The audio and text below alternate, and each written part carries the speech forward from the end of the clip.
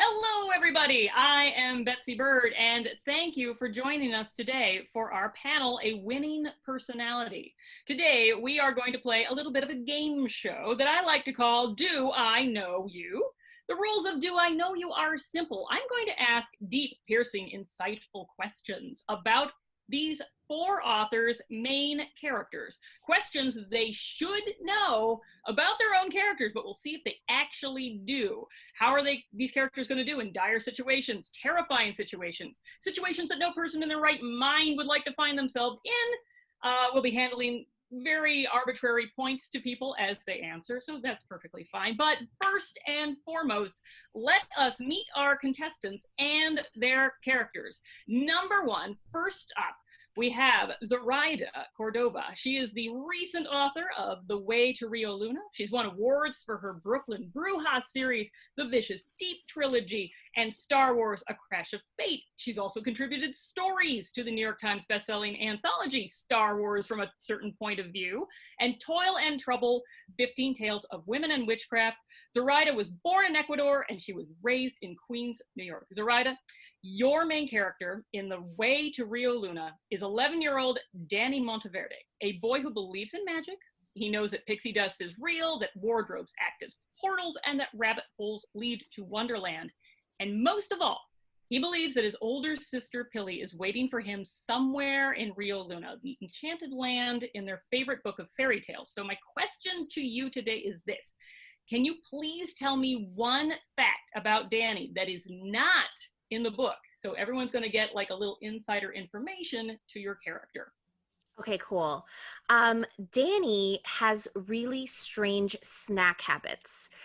He grew up in different foster homes, and so lots of the kids that were his foster siblings would either hoard all of the food or not want to share. So he got really creative, and he would just make really inventive snacks. Like he would just put cereal in his peanut butter and jelly sandwiches, or it's like Captain Crunch. You just put a layer of Captain Crunch between your peanut butter and jelly sandwiches, which is inspired by a culinary experiment that some of my cousins and I used to do. And he likes to eat Oreos without milk, which is very, very strange. But because to me, I feel like you have to have Oreos and milk. But so yeah, Danny has interesting snack habits. He likes to get creative with those things. I am mildly intrigued and disgusted, like in I like that. That's a very good fact. All right, next up, we have Debbi Michiko Florence. She is the author of Keep It Together, Kiko Carter, and the Jasmine Toguchi chapter book series. Her work has been noted on several book selections, including the CCBC Choices list. She's a Sybil's Award winner.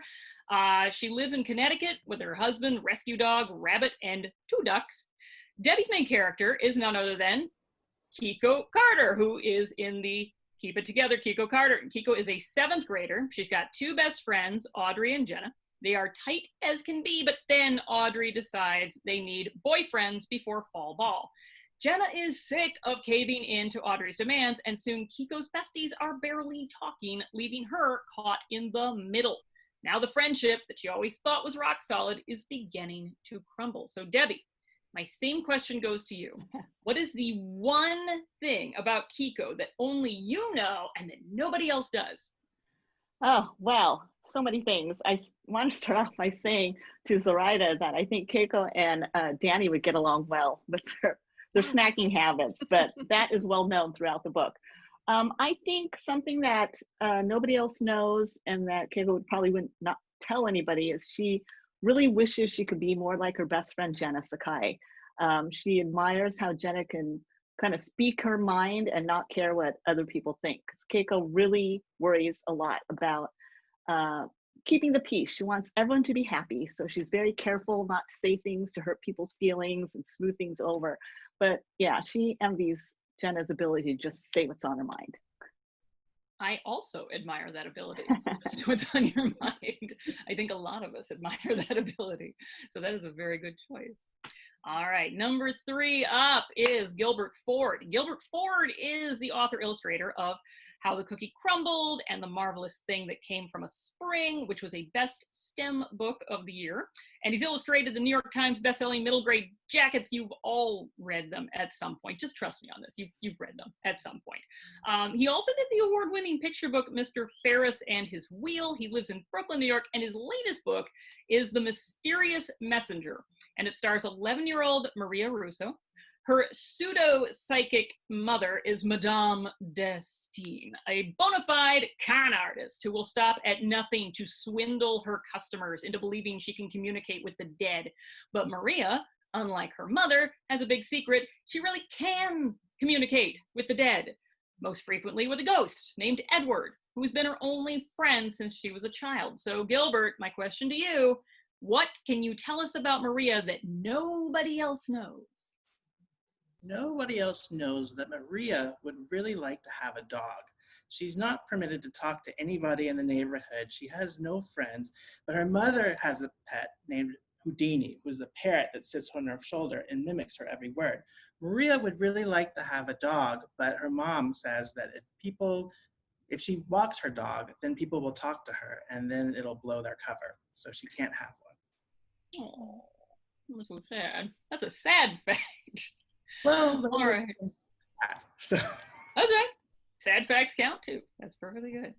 All right, and last we have Bridget Young, born and raised in Ann Arbor, Michigan, and has published poetry and short fiction in numerous literary journals. She's a proud graduate of the City College of New York. She's taught creative writing to kids of all ages. She's the author of the middle grade novels Worth 1,000 Words and The Prettiest. She lives in Brooklyn with her husband and daughters. And of course, The Prettiest is the book that we're talking today. And there's a big twist here at the end. Big twist because The Prettiest stars not one, but 3 protagonists. So basically, if you want to answer for just one of them, you can. If you want to come up with 3 facts for 3 different people, that's a whole thing. In the book, by the way, when a list appears online ranking the top 50 prettiest girls in the 8th grade, even Sophie and Nessa don't like it. Eve is disgusted by the way her body is suddenly being objectified by everyone around her. Sophie is sick of the bullying she's endured after being relegated to number 2. And Nessa is tired of everyone else trying to tell her who she is. It's time for a takedown. So the 3 girls band together. They begin to stand up not just for themselves, but for one another too. Now, Bridget, what is a fact of either just one of them or all 3 of them? I'm gonna go with 1. 3 is a lot of words. Eve Hoffman. I consider her the main character. A fun fact about Eve is in the book, you know that she loves poetry. It's a huge part of the story that she wants to be a poet, but I think what kids at her school wouldn't know and what's not in the book is that she pretends to be listening to music and she does a very awkward head bop, but really she's listening to things like recordings of Ezra Pound, reading his poetry, and she's trying to memorize them, but no one knows because she'd be embarrassed, even though it's cool. It's cool to us. Yeah, she doesn't know it's cool. Exactly. She will learn cool. Oh, she will. Yes, in time. All right, so the first question that I have for the group of you all together, all at once, is, now as far as I know, your books don't have a plethora of mortal enemies. You got antagonists. You got lots of little antagonists popping up. I don't know if you've got like an over-encompassing mortal enemy, but maybe you do. Maybe you got one in there. But let's say that your main characters are stuck in a post-COVID world, in an elevator with their worst enemy. How do they react? Zoraida, I'm going to begin with you. Okay, so Danny does have a woman who becomes his mortal enemy. Her name is, she's the Shadow Queen. So she steals all of the little kids' shadows. And so if they were stuck in an elevator together, depending on how bright it is, he would be fine, depending on where the light is casting his shadow. But Danny is a very, I don't want to call him a calm kid, but or shy, because he finds his bravery and he does say the things that he's thinking, but he's also very anxious and things like that. So I feel like he would try to befriend her and just say, "Dear Shadow Queen, why are you like this?" So it'd be like a therapy session for the evil Shadow Queen to figure out why she takes the shadows of children to live forever. I love that idea. Like, be like a little, like her lying down on the bag and being like, "Tell me more." Why are you so mean?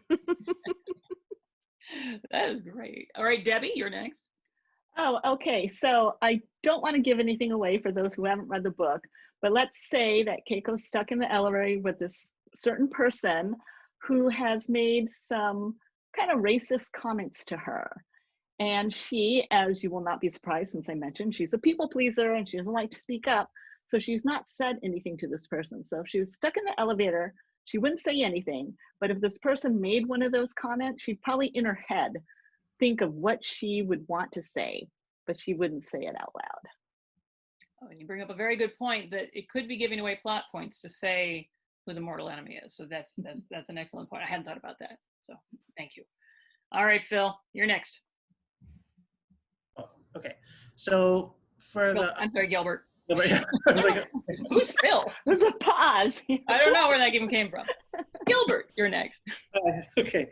So Maria's enemy ends up being Madame Dustine, the con artist.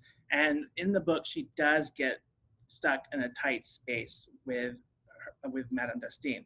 So I figure if she was stuck in the elevator with Madame Dustine, she would probably use the emergency exit and get out of there as quickly as possible.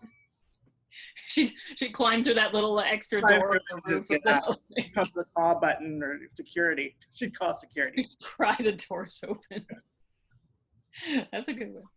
All right, Bridget, you're next. Yeah. Well, definitely Eve's enemy is the boy that she believes wrote the list. And I don't want to give anything away, but I feel that Eve, although at first in the story she might wish it were a COVID world so she could hide behind a mask and have it cover her face and go in the corner like this, I think that she would, I believe in her, and I think she'd be brave, and I think she would say something to him that would be not so clever. It would be like one of those moments where you say something harsh, and then later you really think of the clever thing you would have said. So I think she'd be like, "You're nasty," or something like that. Like later when you're in the shower, you come up with the perfect comeback. Perfect thing, But yep. you know what? I'd be proud of her for even saying anything. Even if it wasn't really snappy. Yeah. Like, oh, I should have said that. Happens all the time. Okay, well, and speaking of what you would say, like in a certain moment, let's name me the absolute worst thing that you could say to your main characters and the absolute best thing you could say to them. Zoraida? The worst thing you could probably say to Danny is the library's closed, even though the library does close every day at some point, and probably on Sundays. I don't know. But depending on where you are, that's probably the worst thing. Or, you know, that there is a scene in the book where one of his foster parents takes away his book and is like, you're believing too much in magic, like this book has got to go. And so that was actually a heartbreaking scene to write. But the best thing you could tell Danny is magic is real, because he believes it so much that he just needs confirmation from all of the grown-ups who have been lying to him this whole time. That's very good. And of course, the libraries were closed for a long time with COVID. So It's sad. good thing Danny doesn't live in a COVID world. No, he doesn't. It's pre-COVID world. He would have been a very sad boy. Debbie? Okay, so like I said, Keiko is a peacekeeper and she does everything she can to try and make everybody happy. So the worst thing you could say to her would be, you failed at fixing that, some kind of relationship. That would really, really devastate her. The best thing you could say to her, probably in her head, the best thing would be, thanks, you made everything better. But I think deep down inside, the best thing would be, you're perfect just the way you are. See, you guys know your characters so well. You know exactly how to like. Are we winning? Do we get prizes? Like, exactly. It's like, you know where the knife would go, and then you know how to make them feel good on the other hand. That's very good. All right, Gilbert. So the worst thing that Maria could do was end up like her mother, Madame Dustine, and her stepmother, Madame Dustine, and con widows out of their inheritance. The best thing you could tell her is that she's going to school and she's been invited to a birthday party and everybody is excited to see her. Very good. I like that a lot. Oh, and Bridget. I think the worst thing that you could say to Eve would be any kind of judgment, any kind of like, I saw you do this thing and I didn't like it, or anything that felt like she was being watched and made her feel insecure. And I think the best thing you could say is you're the next Emily Dickinson, and we're publishing you in the North American Review, and you're the poet laureate of Michigan. That'd be the best, by far. That would be awesome, actually. That would be awesome. For any of us. Yeah. All right. Now, Zoraida, you already touched on food to a certain extent, but we're gonna do a deep dive onto this one. So I am preparing dinner for your characters. They're all gonna have dinner together. That would be kind of fun, actually. That would be fun. I want them to like what I serve. So what do I prepare? Like, what's their like I serve this, and they would be instantly. They'd be like, "This is the greatest meal of my life." Like, what would they like to eat? Danny loves sugar. He's loves all kinds of cakes and sweets, and because Danny has not had a full culinary experience, there's a scene when he's in the New York Public Library and he tries ramen for the first time, like, because they get delivered from across the street, and he's like, I love this, there's so much stuff in there, so maybe like a good ramen. Ooh, with all the things. Now you made me hungry for ramen. I know, me too. Yeah. All right, I'm getting ramen for lunch. We'll all go out for ramen after this. It'll be good. Okay. All right, Debbie. I really feel like Danny and Keiko would get along really well. Yes. Like I said, Keiko's a people pleaser, so Betsy, you could serve her anything and she would just be very grateful and eat it, enjoy it. But if you want to really make her happy, she is a chocolate lover. She absolutely loves chocolate. She's obsessed with chocolate. Chocolate plays a big part in the book. So if you served her for dessert, anything with chocolate, like a double chocolate cake with chocolate buttercream frosting, she would be over the moon. And if you throw in like a passion fruit boba tea, she would be absolutely in heaven. Now I'm hungry. I've got my ramen here and my double chocolate fudge cake over here. This is going to be a very interesting dinner. Okay. All right, Gilbert, how about you? Well, Madame Destine and Mr. Fox only feed Maria junk food, so she's used to only eating beef jerky, everything that's nasty, everything that is sweet, and Coca-Cola. So you need to have a party. What? Our characters need to have a party. Yeah. So she gets invited to upstairs to have dinner with her friend, and for the first time ever, she has a home-cooked meal of lasagna and banana pudding. And she feels like an alien because she's just this is something so new to her. And I think she likes it. So I think she likes the lasagna, banana pudding, and then a baguette with butter and jam as a snack. Okay. Yum. Okay, so I've got my baguettes over here next to my ramen with my chocolate fudge cake, and then my lasagna. Okay, we got my lasagna. A very long table. Yeah. Well, I'm thinking very long lasagna. I'll just have like one, you get those like, with the noodles that are like that long. Yeah. Okay. All right, and let's just round it all out, Bridget. Well, Eve's parents cook home-cooked meals every night, and they're very healthy. And I think she's you got to clear your plate and eat your vegetables kind of gal. So I think she would really love boxed mac and cheese. This is me as well. I would also like this. But she would want Annie's because it's kosher. Fun fact, Kraft is not. So no Kraft, but get your Annie's, get your organic, and she's a happy gal. She really is. And so am I again. I'm going to make today because now I'm hungry. Me too. Oh yeah, no, and it's good because I have the Annie's already, so that one's taken care of. I'm good with that one. Though I also like the Trader Joe's one, but the Trader Joe's one that's not as gluten-free and everything. So I don't think so. Yeah. Okay, good to know. All right, we have our dinner. We have a lot of starches, but that's okay. Not like a little bit of meat. We got the lasagna. Thank God for the lasagna, and maybe there's something in the ramen. We don't know. We'll work it out. None of your characters are vegetarian, right? Mm-mm. Okay, good. Then we're fine. Okay. Oh, whew. That was hard to do. All right. Okay, now I'm splitting you up, people. This is where it comes down to it. So magic and talking to ghosts goes in one box. Okay. Zoraida and Gilbert, you're my fantasy authors over here. And then Bridget and Debbie, you go in the realistic fiction category. So you're going over here. Okay. So I'm going to start here with Bridget and Debbie. I am going to let you choose one magical ability from Zoraida and Gilbert's books. Okay. Would your characters want to be able to speak to ghosts or travel into their favorite books? What do you think, Bridget? I definitely think Eve would travel into her favorite books. I think she might like pop on into Little Women or something, hang out with those buddies. I think she'd want to go into a historical fiction book and just really take in that world. Probably not for too long as a female. She'd want to run out of there, the past, but for a little bit. There was an Edgar Eger book where they go into Little Women. Anyway. Really? Random librarian fact. Okay. Go read it. All right, Debbie? I think, this is hard because Keiko, if she could talk to ghosts, then she could probably find out the secrets of everybody and how to make everybody happy. So I think that might work for her, although I think I think she'd freak out. I think she'd be afraid. So probably traveling into, not books, but she really loves Studio Ghibli movies. So I think she would love to like travel into My Neighbor Totoro. Look, I'm wearing my Ponyo shirt. Debbie, we have to be best friends. We do. We have to hang out.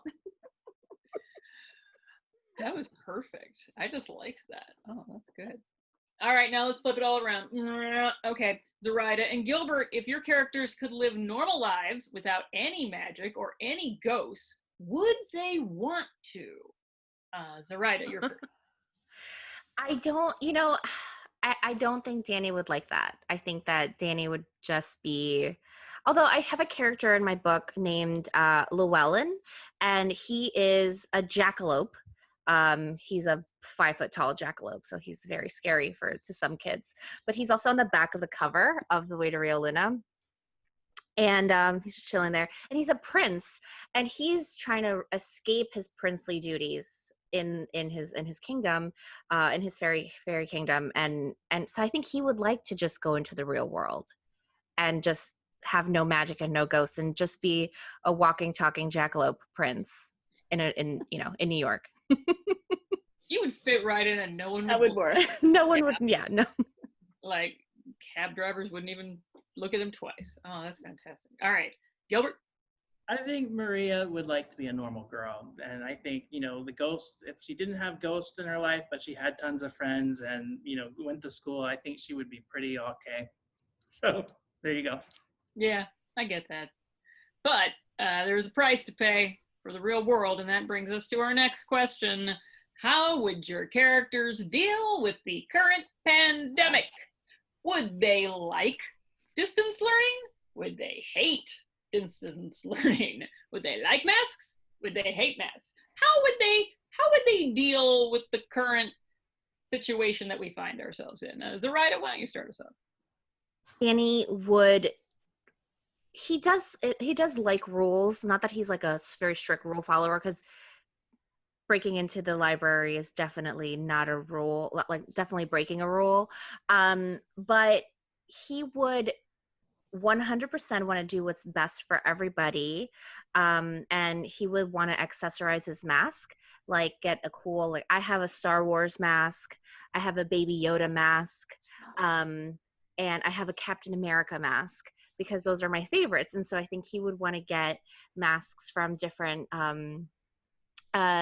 his favorite fairy tales and shows and superheroes and things like that, because he would want to represent that, and it would show everybody what his personality is, right? It's like the way we wear hats or t-shirts, except it just keeps us safe. And I think that he would like distance learning, because that way he can stay home in between classes and curl up and read his books, which is what his favorite thing to do.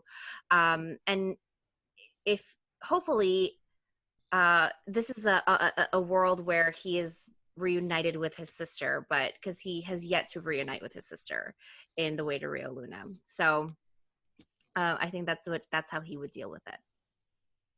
Very good answer. And I should, by the way, say I did not notice until now that you had a Baby Yoda over your left shoulder, and it's very cute. So I just wanted to point that out. This is a Star Wars household. I can tell.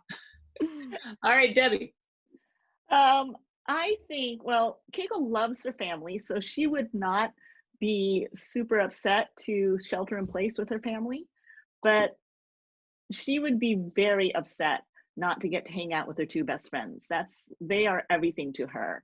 And, you know, video chatting or whatever, that wouldn't be the same for her. So I think she'd be fairly miserable about that. She's a pretty good student, so distance learning, she'd be okay with that, I think. But she would really miss her best friends, kind of like, I miss people. I miss people too. But these are nice people to look at right Yeah. now. I'm doing okay. Yeah. All right, Gilbert, you're next.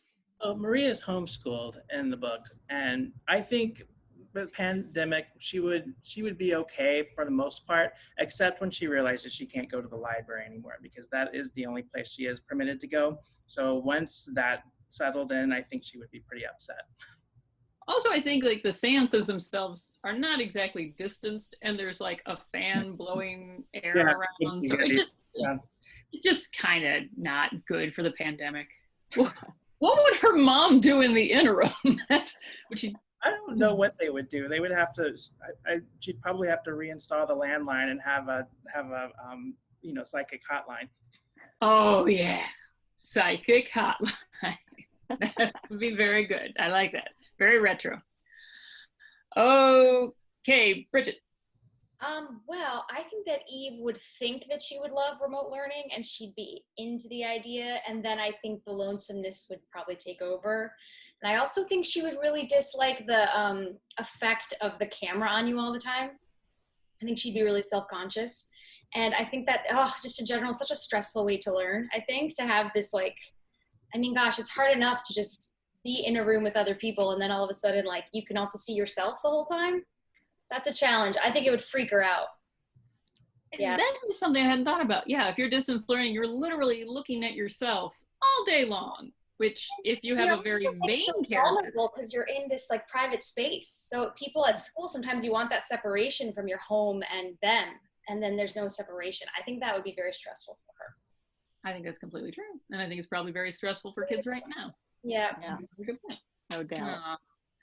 Well, all right, let's get off that bummerness then. Okay, your character, I'm going to expand this. I was going to say just what are your character's favorite books, but your characters might not be readers, so I'm going to expand it. Books / TV shows / movies / apps, I don't know, / video games. Okay. Who likes Animal Crossing? Okay. Zoraida.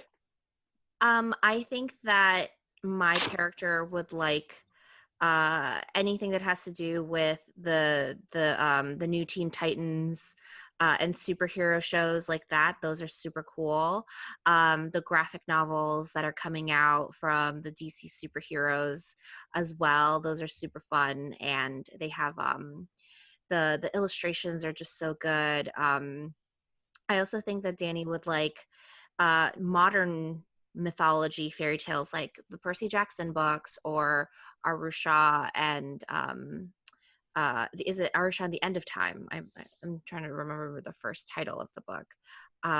And so I think he would stick to those. Anything that has to do with magic and fantasy.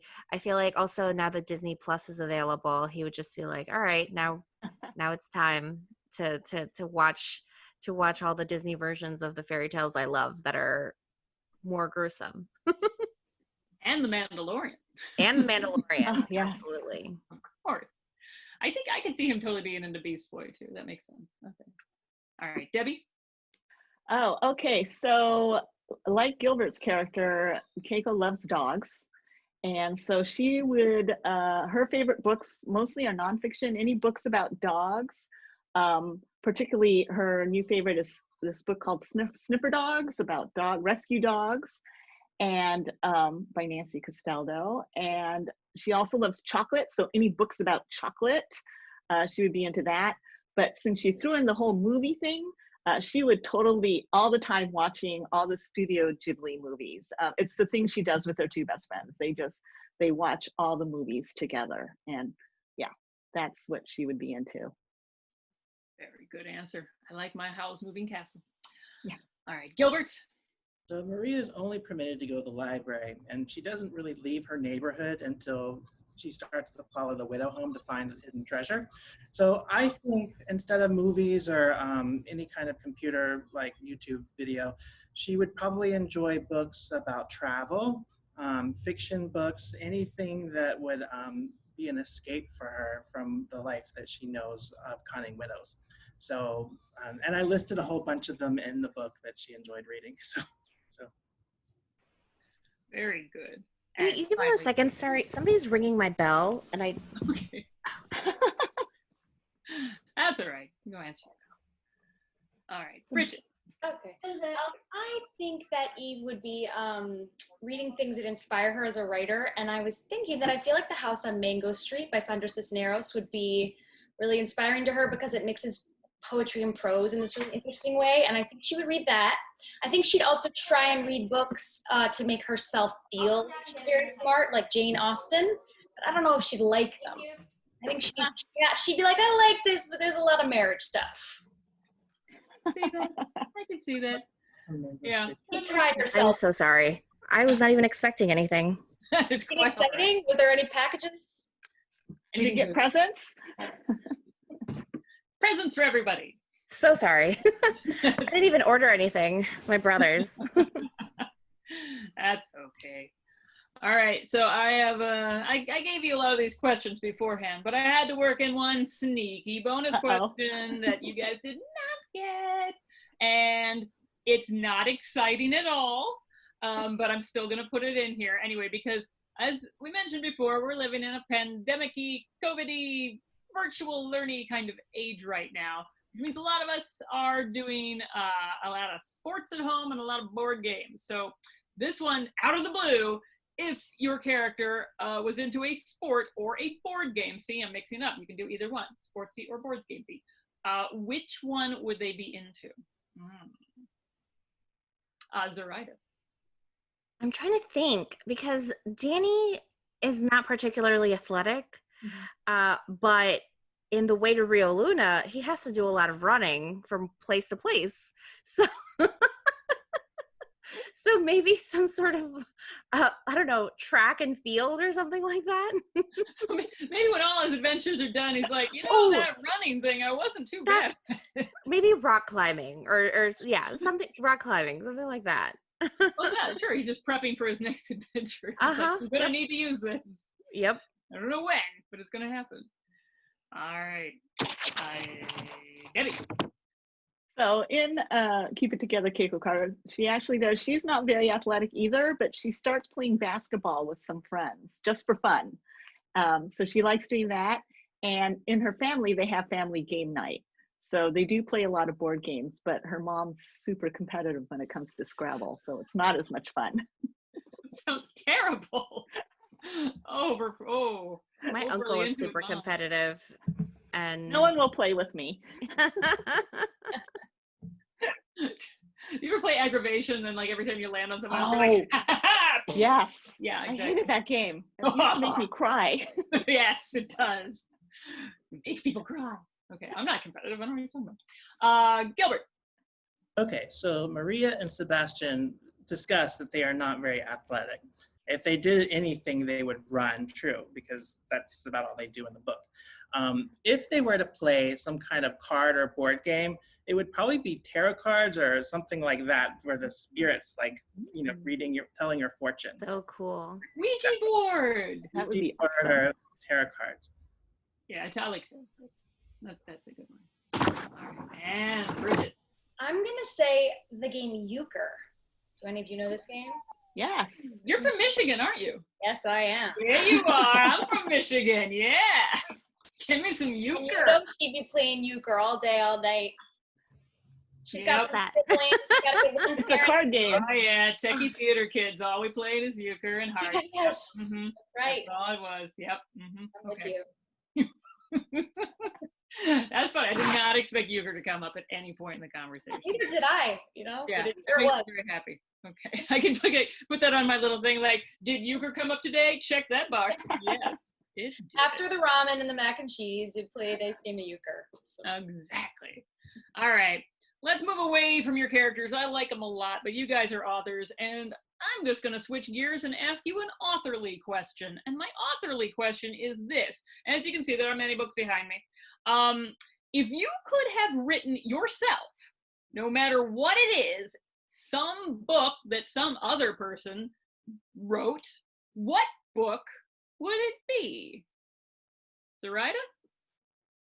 I don't have an answer. It's a weird question. It is a weird question because I think that every book, only that person could have written it, right? Only I could have written The Way to Rio Luna. If Debbi had taken my premise, it would be a different book. And the same thing for Gilbert and Bridget. So I have been asked this before, and I feel like I say the same thing. Because, yeah, I don't know. Maybe come back to me. No. Yeah, that's a good answer. Yeah. I think that's legit. Yeah. Debbi? It's a great answer, and it's true. Yes, Yeah. all of us could take any premise and make it our own. I do that in creative writing classes. I tell the kids, here's premise, and you'll have 30 different stories. But that being said, there's a book that just recently came out, We Are Not Free by Tracy Chee. It's a story, 14 interconnected stories told from the point of view of 14 different youths that Japanese American youths that are incarcerated during World War II. And Tracy did an amazing job. It's such a powerful, powerful book, and I absolutely love it. And even though I couldn't have done it justice, I wish I'd written that book. That is a good answer. All right. Gilbert. Sounds great. Okay, so I loved Roald Dahl books and Louis Satcher books, but I think for me, like a Roald Dahl book with Quentin Blake would be the ultimate. The marriage between the illustration and I think they match so perfectly. And as a kid, I think that's what kept me reading. I was an average reader, but if the illustrations were good and the story was fun, then I could keep going, and that was my favorite. Quentin Blake always took that weird edge off of the Roald Dahl books. Like, they could be super creepy, and then something about the Quentin Blake illustrations just sort of made it fun. Yeah. Yeah. But there's not like one Roald Dahl book that you would to lay claim to before any others? There's a bunch. I don't know. There's, I could go The Witches, Charlie and Chocolate, BFG, Matilda, all of them. So. Good call. Very good call. All right, Bridget. I would say When You Reach Me by Rebecca Stead, which is the book that I read that made me want to write middle grade.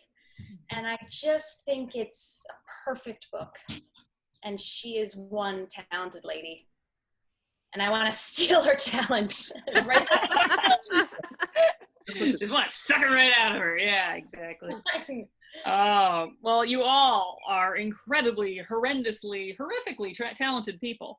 So I have to ask you my last question of the day. What do you guys have coming out next? We know what books have just come out for this year. Books, I should say, that people can order at any time. But what do you have coming out next?